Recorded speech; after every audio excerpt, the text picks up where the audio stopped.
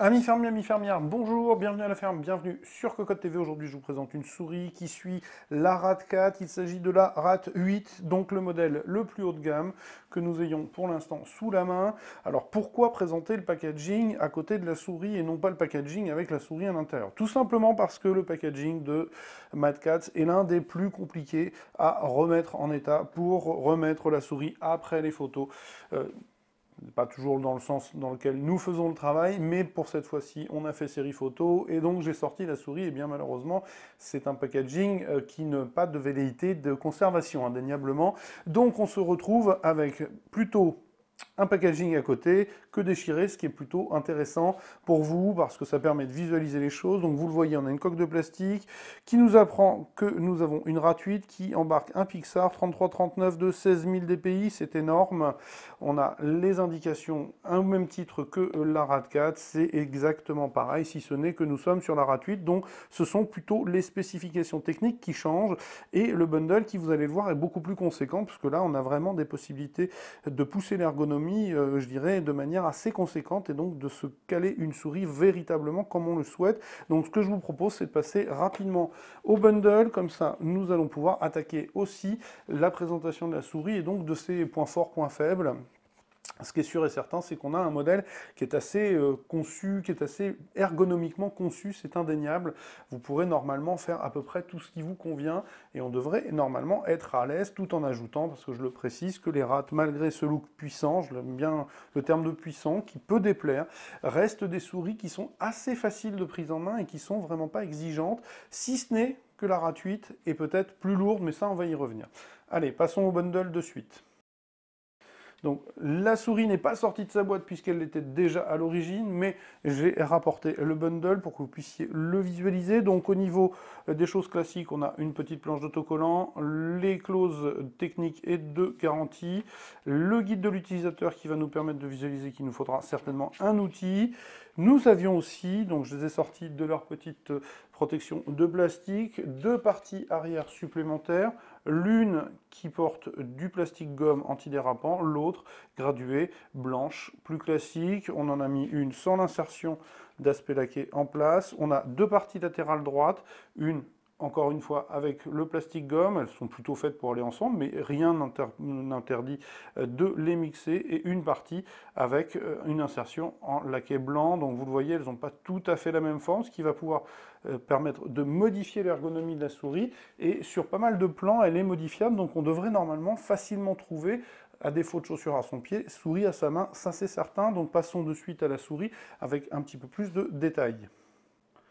Nous voilà donc face à la souris. Alors j'ai un petit peu ouvert les éléments histoire de présenter toutes ces possibilités, parce que vous allez voir, il y en a quand même pas mal. Alors au niveau de l'esthétique, chacun verra midi à sa porte. Certains diront chargé, d'autres lourd, d'autres pas beau, d'autres... En tout cas, ce qui est sûr, c'est qu'elle ne laisse pas indifférent, et que c'est une souris, alors là, qui apparaît extrêmement massive, parce que j'ai plutôt placé pour les photos les éléments massif, partie latérale et partie arrière, donc il y a quand même moyen de l'affiner. On conservera toutefois la plateforme. Alors au niveau de la finition, ben, il n'y a rien à dire, c'est plutôt propre, voire même très très propre.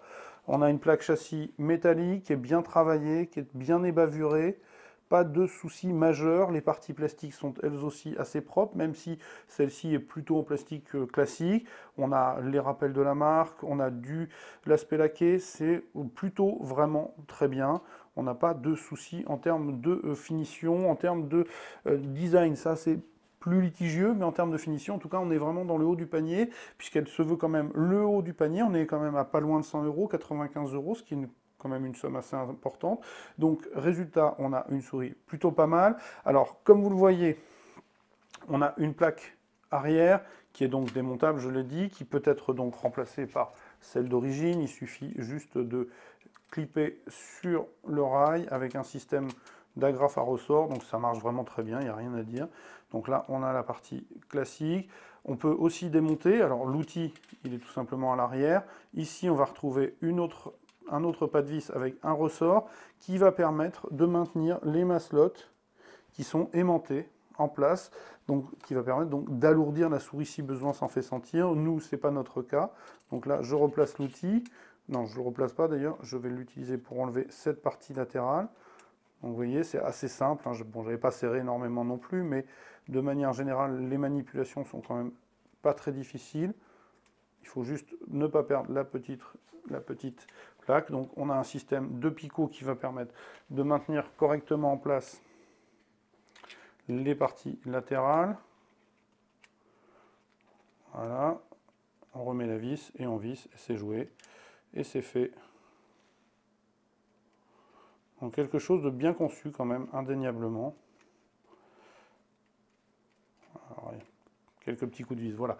Donc là, on est sur la configuration d'origine, donc quelque chose de plutôt compact, malgré tout. Donc on va retrouver le badge RAT8, en face avant, les clics qui sont assez larges pour le clic droit, moins larges pour le clic gauche, le bouton qui va permettre de passer les DPI, donc bouton curseur, même défaut, même critique que nous pourrions formuler à son égard, c'est-à-dire un rebord sur l'arrière qui le laisse assez facilement préhensible et pas de rebord sur l'avant, donc il est un petit peu moins facile à activer, mais c'est pas bien méchant. Une molette, cette fois-ci blanche, avec une bande de caoutchouc noir.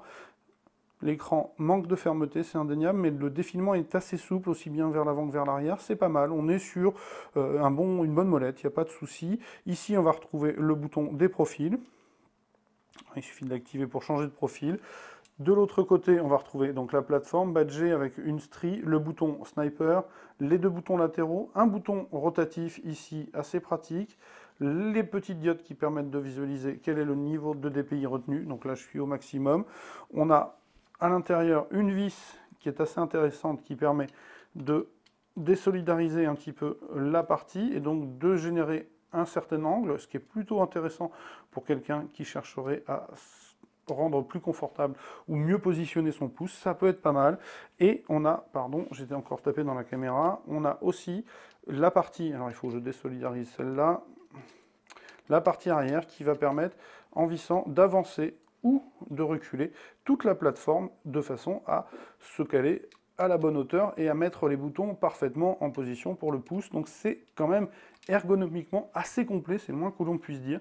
Et le petit outil, quand on n'en a plus besoin, eh bien on le range, on serre et c'est rangé. Donc vraiment quelque chose de bien conçu, même si l'esthétique est puissante et que ça pourra ne pas plaire à tout le monde.